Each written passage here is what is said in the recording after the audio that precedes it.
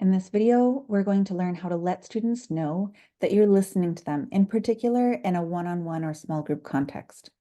So specifically, you learn how to say, I'm listening, as well as listen to me to a single student. All of this is going to hinge on the verb escuchar, which means to listen. If we want to add the ing ending, then instead of ing in Spanish, that equivalent for an AR verb like escuchar would be ando. You'll notice that I underlined chan because that's the syllable that we're going to emphasize when we pronounce this word.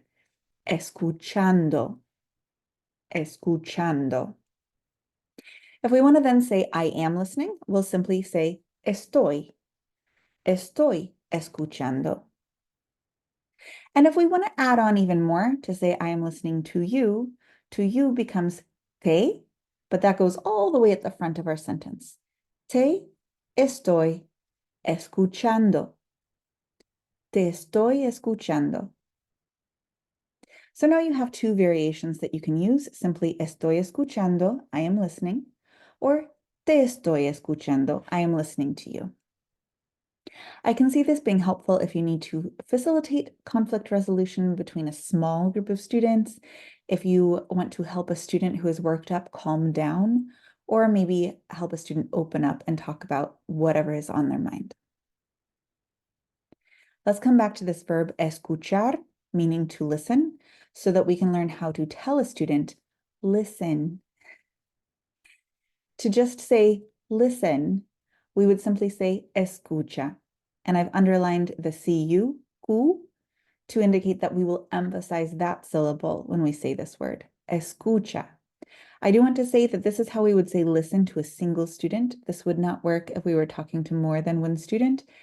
And in my opinion, to say this to an adult other than maybe your own partner or a very close friend would sound rude to say escucha to them. So really just use this when you're thinking about it one-on-one with a student. Listen. If you wanted to say listen to me becomes me. And that's going to go right on the end there. Escúchame. You'll notice that now the U has an accent because we need to make sure that this syllable remains emphasized, even though we've added a syllable at the end. So it is escúchame.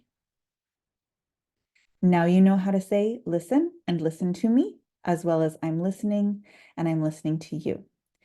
The second part, listen and listen to me, the gentleness of what you're saying is going to be conveyed in your tone rather than in the words that you use.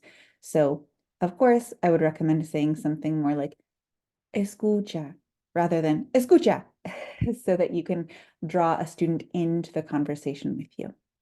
Good luck.